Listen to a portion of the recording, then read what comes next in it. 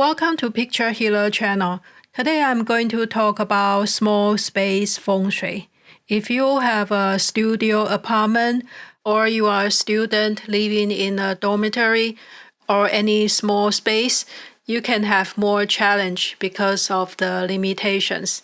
So today we'll look at the 10 points about small space Feng Shui, plus one bonus point. The first one is about the clutter control. Since the space is limited, you have to be extra careful about what you bring into your place. First, we have to pay attention about the clutters near the entrance.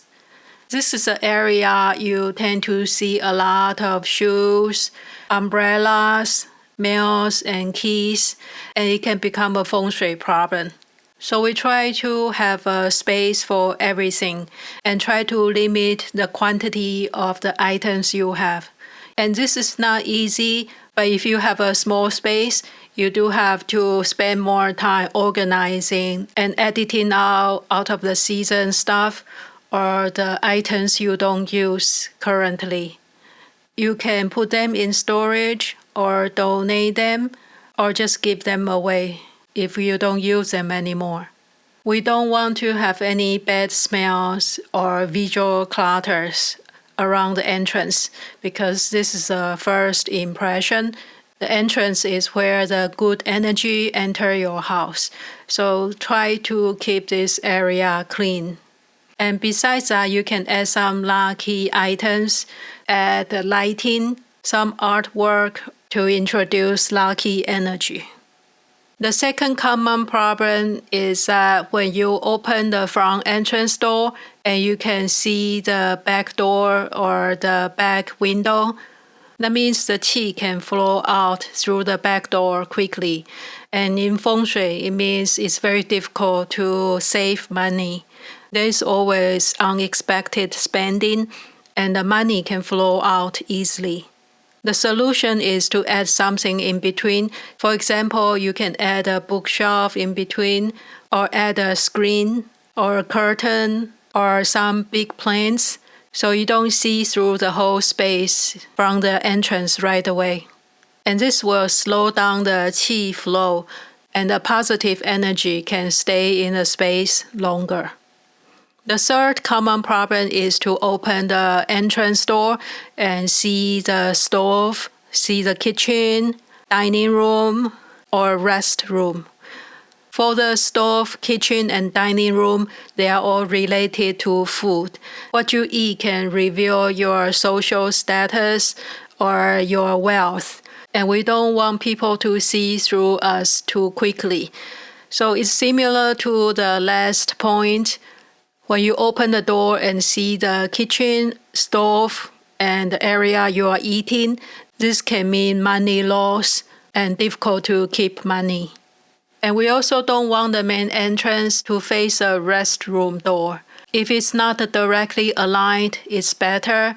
And if you can see the toilet directly, then it's not good.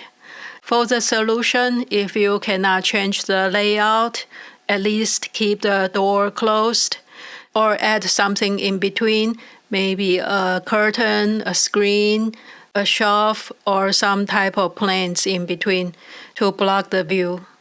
The fourth one is about the floor plan. In Feng Shui, the best shape is square and rectangle without any missing corner. And that applies to the whole floor plan of your space and also apply to every room. If it's only a small part missing, it's not a big issue. But if it's more than 1/3 of the wall space missing, then it can mean more worries in certain areas of your life. And each direction can be related to family member or different energy. If you're already in a space with missing corner, you can place some crystals near that missing corner or add lighting to increase the energy of that direction.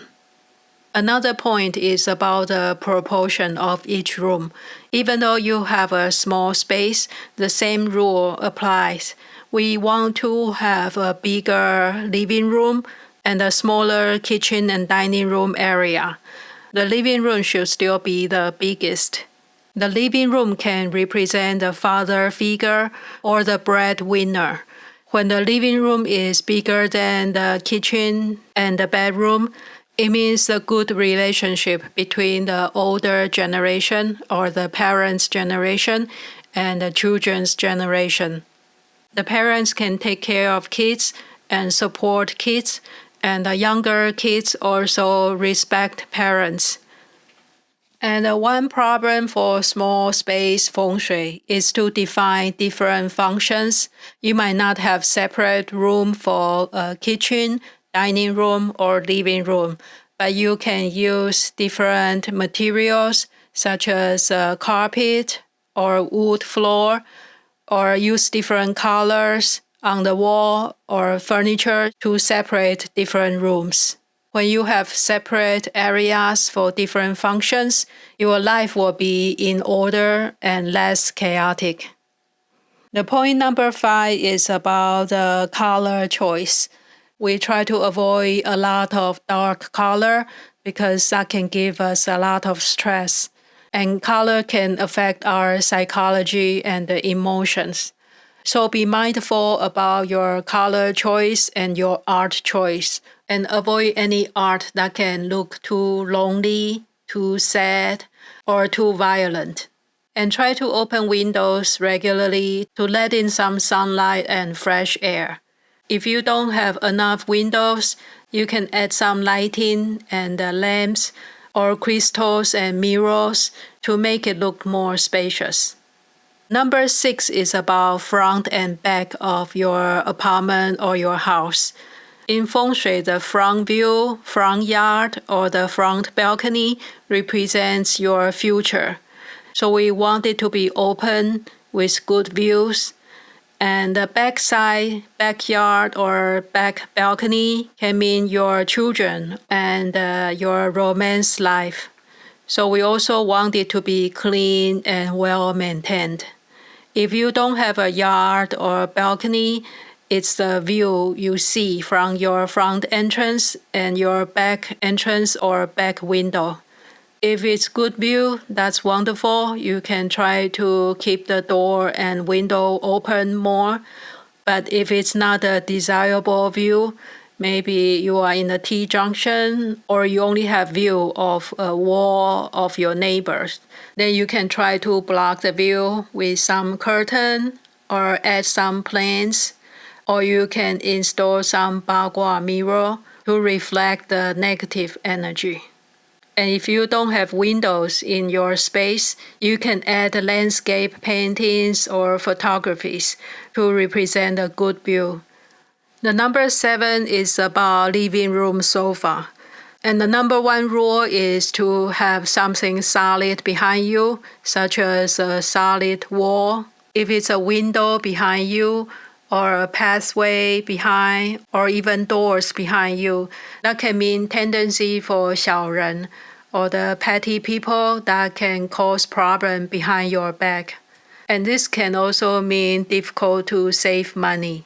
If there's a solid wall or even a tall big shelves behind you, you'll feel more secure and you can rest better and feel more supported.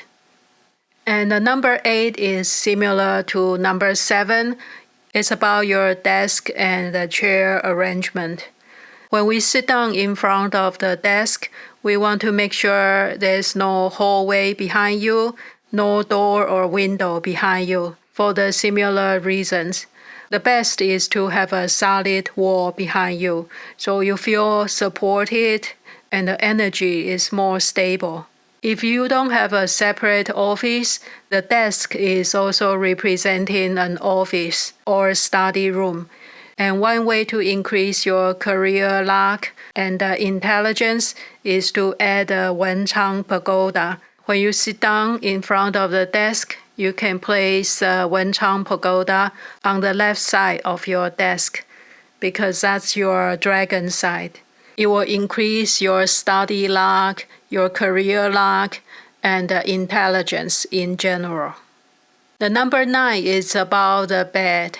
The general Feng Shui rule for the bed is to keep the both left and right side open, so the bed is not against left or right wall. That means the yin and yang side are balanced. You have support and good friends from both male and female friends. A common problem for the small space Feng Shui is a bunk bed, because it saves the space to have two beds, one on top of the other one. This is an okay arrangement for kids, but not ideal if you are grown up, because the people sleeping below can feel stressed, and the people on the top can become too controlling. The bunk bed is not an ideal Feng Shui, basically. So if you can avoid that, it will be the best. And it should be a temporary solution and not for the long term. And we try to avoid mirror facing the bed, and you can change the direction of the mirror easily to avoid facing the bed. Another one is the restroom door facing the bed. That can affect the health of the people sleeping there. If that's the case and you cannot change, you can add a curtain to cover the restroom entrance, or you can just keep the door closed most of the time. The number 10 is about the restroom. The restroom is related to your health and also related to your romantic life. It's best if you have a window in the restroom so there is enough air circulation and bright light. If not, we can add some fan or air purifier. And another problem about the restroom is clutter. And this is similar to the entrance area. It's easy to get out of control with all the bottles and toiletries. So you will need to spend more time cleaning so it stays organized. So that's the 10 points for small space problems. There's one bonus point that's about the money corner. We talked about money corner before. Basically, every space has money corner. First choice is the one that's about 45 degrees away from the entrance door. That means it's the far corner. If that one is not suitable, then another far corner can be your secondary money corner. And the first choice is usually the living room, because that's the first big room we see when we enter the house. But it can also be the bedroom or dining room. So a common problem is to have a window or a hallway in that corner. That means the qi or the energy cannot accumulate in the corner, and it can mean difficult to save money. So you can check the corner of your living room and bedroom. If it's a lot of windows or doors in the corner, then maybe you can block that corner by adding some furniture, some type of shelf, bookshelf, cabinet to create some backdrop. And you can set up your money corner there. And just keep the area clean, and you can add the lighting, crystal, or something positive or any lucky items to increase your money energy and increase your wealth luck. Thank you so much for watching today's video, and see you next time.